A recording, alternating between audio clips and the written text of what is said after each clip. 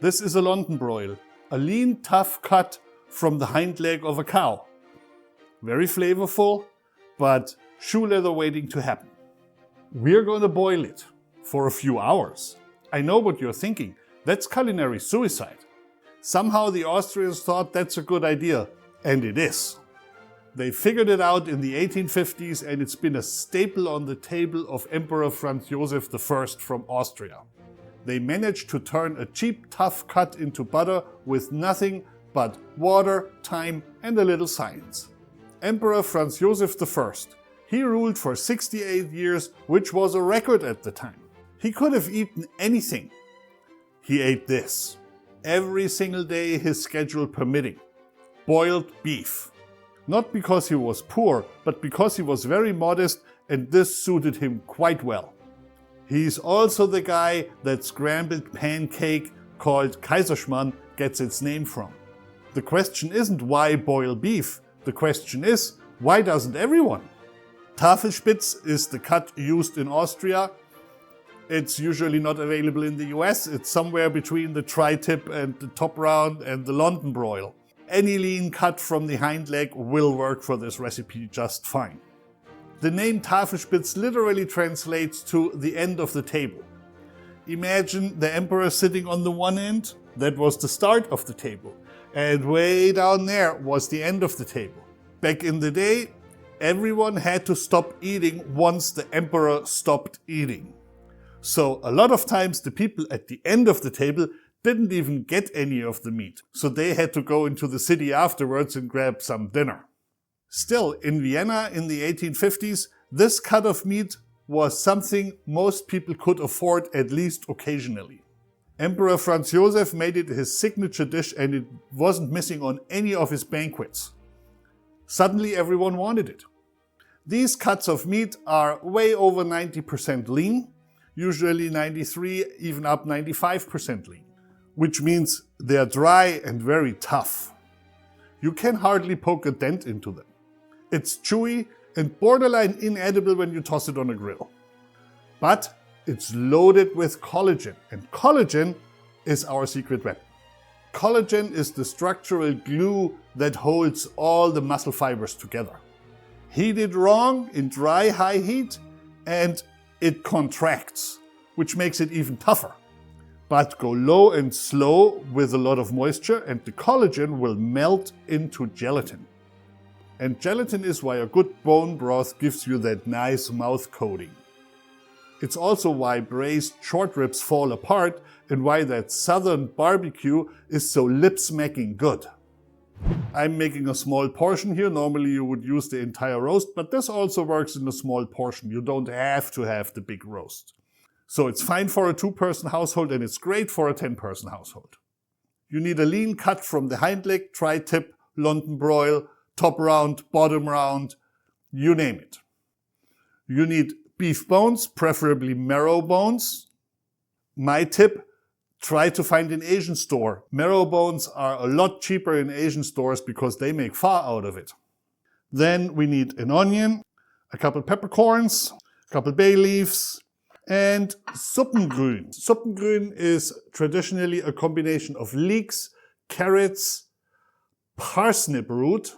You will have a hard time finding this in the US. I only have it because a friend of mine grew it and gave it to me.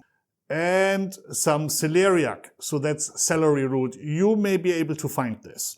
As a replacement for the parsley root, you can use a parsnip. And of course, later on for serving, we need salt, maybe some pepper, and you might want to have a dash of nutmeg handy. That was a very common spice used back in the day. First step, the onion. Cut it in half lengthwise.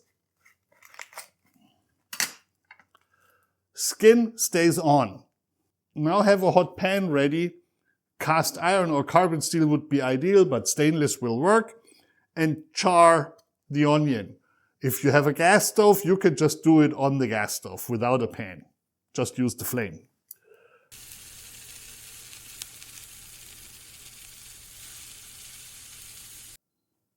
This is what it looks like. We're burning it on purpose. Sugar and amino acids create hundreds of flavor compounds. good for our stock. If a pan is too boring for you,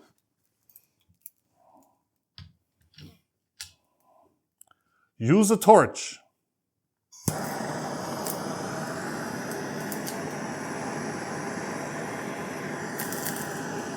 Make sure you do this on a fireproof surface, because using a torch is cool, burning down your house, not so much.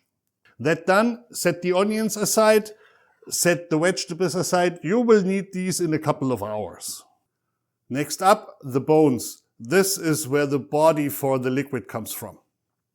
The marrow is for richness and the cartilage around it for more gelatin.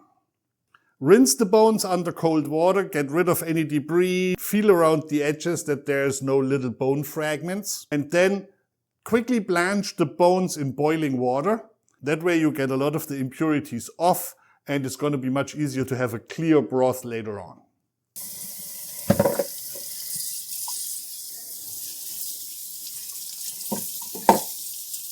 There, that'll do. Plenty of cold water, bring it to a rolling boil. Meat and bones go directly into the boiling water. Make sure it's boiling. Add the bones.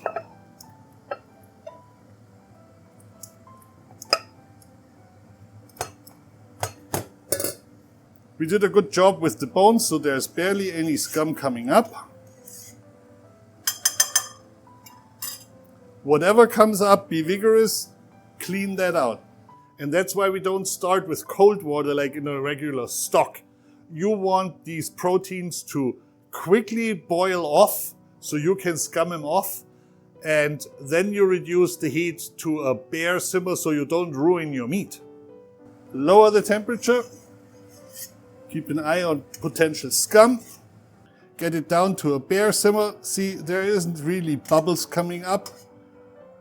That's the temperature you want. Just, the occasional bubble, and that's it.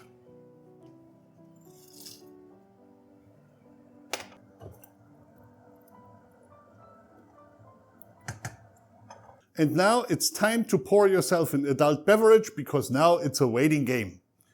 90 minutes at least. While that simmers, if you're getting value from this, there's plenty of time to like the video, subscribe to the channel, and hit that little notification bell so you don't miss another episode. While things are progressing over there on the stove, let's make the traditional condiment for any kind of boiled meat in Austria. And that's Apfelkren. Apfel is the German word for apple, and Kren is the Austrian word for horseradish. You need a fresh horseradish and fresh apples and a little bit of lemon juice, and that's already it. Traditionally, you would do this on the fine side of a box grater. I'm using a small food processor. You could use like a NutriBullet or something like that. First things first, get a nice piece of your horseradish root, peel it. I used these apples before. That's like an old variety. They're kind of tart. I actually like that. Cut that horseradish fairly fine, because this is really tough stuff. So your food processor might have a problem with it. Horseradish will brown pretty quickly, which means add a good dash of lemon juice. And now take it for a spin. And there you have it, Apfelkren. Stick this into the fridge until it's time to serve. And let me show you an easier way to do this. Applesauce. Jarred horseradish. There, a good spoonful of this. And now put your applesauce in. Use the one without added sugars, of course. Stir to combine. You can do this with any prepared horseradish you can get at your supermarket. And there you have it. This, of course, is a lot smoother. And I would expect a little bit sweeter because it's a sweeter applesauce. But this is nice too. Excellent. In my case, 90 minutes later, time for the vegetables. How do you know when the right time is to add the vegetables? The knife goes in, but it takes a little to come out again. It yields a little, but there's still a lot of resistance. That's exactly the time when you want to add the vegetables. You cut them coarsely. If they're too fine, they will just disintegrate, and you don't want that. And go for another hour.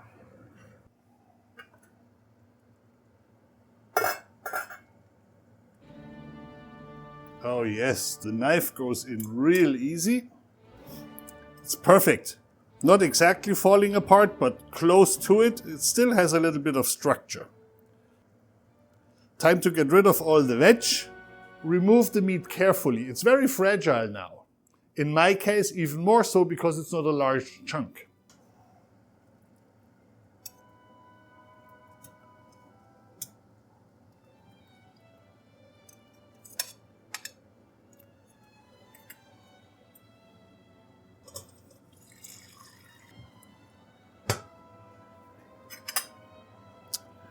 See how clear that broth is? That's like restaurant quality. The vegetables have done their job. You can keep them and eat them if you like mushy vegetables. I'm gonna compost them. Your decision. Plate the meat. This is very tender now. I prepared some potatoes. They are boiled with the skin on. It's very typical in Germany or Austria to boil potatoes with the skin on, because then they get less soggy. And this is a waxy potato. Do not use like a russet. You want a waxy potato like a Yukon Gold, for example. Now just add a generous amount of your Apfelkren. And since I have two versions of it, I'm gonna do a generous spoon of this one too. Now you could add some vegetables.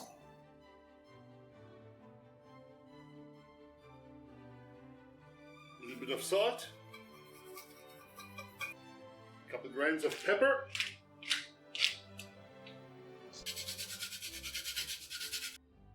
And there you have it. The moment of truth. Some meat.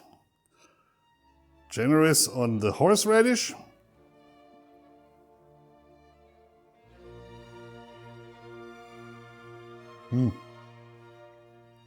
That's why emperors ate this. A few final notes. You may have a lot more broth than you need for serving. Don't throw it out. It's excellent broth. Use it for a risotto or something else. Just don't throw it out. Drink it out of a cup. Well, if you'll excuse me, I have a plate of Tafelspitz to finish, and there is a playlist for the other German recipes.